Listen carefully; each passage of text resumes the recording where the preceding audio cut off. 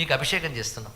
ఎలాంటిదంటే ప్రాళేయాంబు పటీర కుంకుమ లసత్కర్పూర మిశ్రోదకై. ప్రాళేయాంబు అంటే చల్లని నీళ్ళండి. ఇక్కడ ఆ చల్లని నీళ్లతో, చల్లని నీరు, అది ప్రాళేయం అంటే అమ్మవారు హిమవత్ పర్వత వాసిని కదా. అందుకే హిమవత్ పర్వత జలాలతో వాటితో పాటు కలిపినటువంటిది చందనము, కుంకుమ, పచ్చకర్పూరము మొదలైనవి కలిపి నీరుతో అభిషేకం. మన వెంకటేశ్వర స్వామి అభిషేకం చేస్తారు. దేవతకు అభిషేకం చేసేటప్పుడు ఇలాంటి జలములతో చేయాలి. వాటితో పాటు గోక్షీరైరపి, ఆవు పాలతో, నారికేళ సలిలై.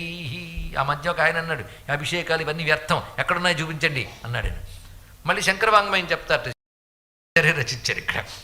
అవి శాస్త్రంలో ఉన్నవే అని తెలుసుకోండి. ఇక్కడ గోక్షీరైరపి, శుద్ధమైన ఆవు పాలతోనూ, నారికేళ సలిలై, కొబ్బరి నీరుతోనూ వీటితో అభిషేకించి, శుద్ధోదకై, చివరికి నిర్మలమైనటువంటి జలాలతోనూ, అవి మామూలు జలాలు కాదు, మంత్రితై. ఒట్టి నీరు పోయకూడదండి. ఒట్టి నీరు పోసుకుంటే నీరు పోసుకోడంట, మంత్రంతో పోసుకుంటేనే స్నానం చేయడం అన్నారు ఇక్కడ.